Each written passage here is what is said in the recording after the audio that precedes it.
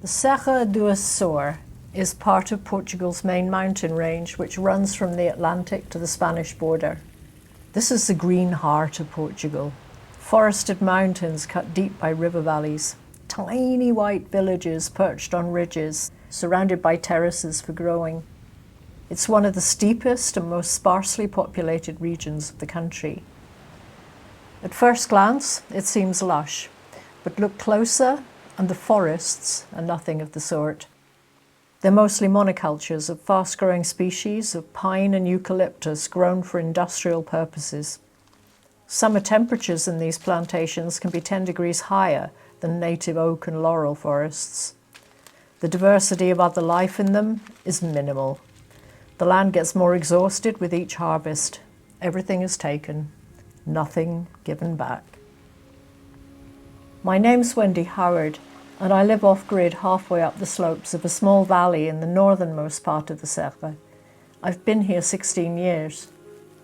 I came looking for a more simple and real way to live, rooted, with depth, with authenticity, with connection, to bring life back to neglected land, to give my kids the chance to get as close to the earth as I did at their age. In 2017, an enormous fire devastated this entire region, fueled by the monocultures. These valleys were cut off, everything burned. Lives and livelihoods were lost, homes were gutted, mine included. But I stayed.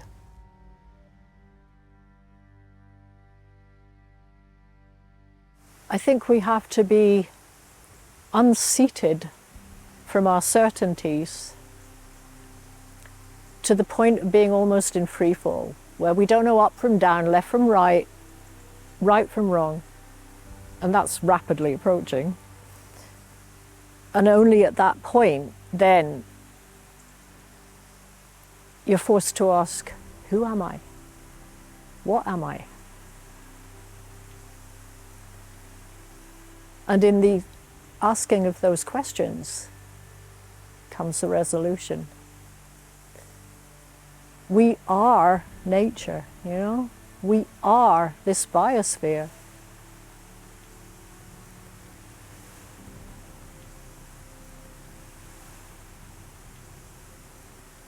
It's sensory. I mean, you just feel the life here in contrast to the barely life of an industrial plantation. You know, if I sit and I let the trees form some kind of words in my head, I think the eucalyptus would say that they feel like battery chickens, that they've been brought to the opposite hemisphere of the world, so the one they belong in. They don't have their elders. You know, they're all the same age, like a vast class of kids, all of the same age. No guidance, no sense of place, purpose. They're just sacrificial. They're going to be ripped up as soon as they get to a decent size and turned into pulp to wipe Europe's ass.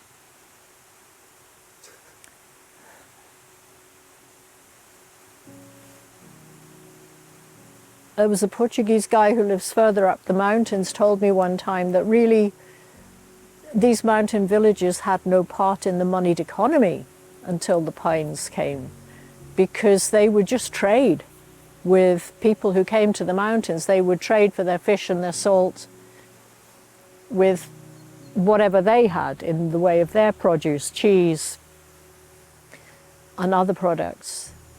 And then after the pines, the eucalyptus really started to get a hold in the 1980s. A lot of the traditional industries of the country were destroyed at that time and moved further north. And eucalyptus was planted everywhere. Some areas resisted, most didn't. Because if you had just a small patch of mountainside, like a hectare, the money you could make off that with a 10-year cycle of harvest would be enough to put your kids through university, so they could get the hell out of here and make a better life for themselves somewhere else. At least that was very much the thinking of the villagers. They saw themselves as living a very hard, impoverished life. I mean, it is tough. The mountainsides are tough to grow on, to create a living out of. And they wanted their kids to participate in society, to have more opportunity. So they were all sent away, which is why predominantly the population is elderly. But in terms of the ecosystem, it's wrecked.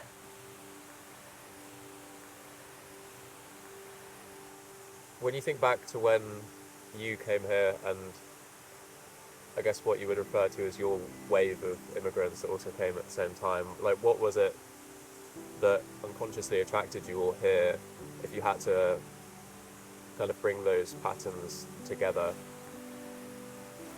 Well, I think all of us individually were looking to find a place where we could grow our own food, build our own shelters, bring up our families in a natural environment that at least had some degree of health left, you know, and distance ourselves from this ever-increasing mechanization, ever-increasing monetization that is just completely soul-destroying. You know, there's far more to life than money and gadgets. You know, life is relationship, you know? So I think all of us, basically that's what we were looking for. There are so many dimensions missing in people's lives from this headlong rush into materialism and material comforts. It doesn't satisfy the soul at any kind of deep level. For me, that comes from forming a deep relationship with the natural world around me, if anything more so than the humans. Yeah, for me it became an imperative I couldn't ignore. I tried. Because upheaval, you know, is never easy. And I knew that I was priced out of the possibility of living this kind of life in the UK. So the obvious thing seemed to be to start looking wider afield, to see what was available. And once I kind of put that out there, then it all kind of just went and fell into place by a series of synchronicities and coincidences that were really not my own doing. They just happened. And they happened for a whole load of us here at very much the same time. So when I found this isolated place way up in the mountains, which nobody seemed to have found before, just a handful of people, all of a sudden there were loads of us, and all finding these same strange accidental paths to bring us here, such that if you asked any of us at that time what brought us here, how did we find the place, everyone would have said, oh, I didn't find it, it found me. It was kind of nice to feel part of something like that. It was exciting. It's like, what's going on, you know? I'm going to stick around and find out. I mean, basically most of us have stuck around to find out since. What does that experience of richness look like for you? It's extraordinarily hard to put into language because we don't really have the language for it. It's a sense of a fit, a sense of place, a sense of having some purpose beyond making a pile of money, a sense of community, not just human community, but ecosystemic community. It's what we evolved to be. We evolved as part of the ecosystem of this planet to have a role to play. And we've somehow got ourselves into this conceptual place of separation where we perceive ourselves as completely separate from it. You know, we would talk about man-made and natural as if they're two separate things. Well, everything that's man-made is made from the natural world. There really isn't a separation, it's only in our heads. And then we talk about rewilding as if the landscape needs to be without humans somehow. Well, no, we evolved with that landscape to have a role to play in that landscape. We're part of the ecosystem. And since we've eliminated so many of the higher mammals that carry out similar roles to us, we've kind of got to step into their place and make up for the deficit. We have work to do. And just letting a place go and follow its own devices, you will find that very quickly it will move over into senescence, because any natural community requires, indeed life itself requires, this continual process of destruction and renewal, destruction and renewal. I mean, all of life is eating all of the rest of life in order to produce new life. And we're exchanging atoms and molecules and minerals and you name it with everything around us the whole time.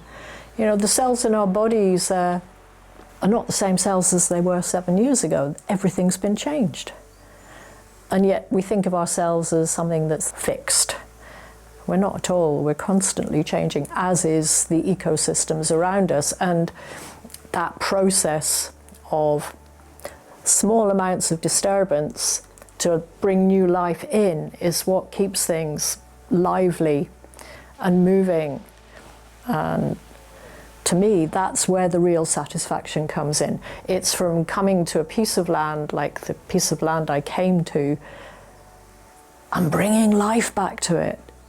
And the more life you bring, the more the sense of it becomes palpable. You know, it's like you walk around and there's this sense of magic in the air. Something sparkly, just out of view, you know? It feels vibrant, and it infuses you with that same vibrance. It's a fabulous feeling. And I think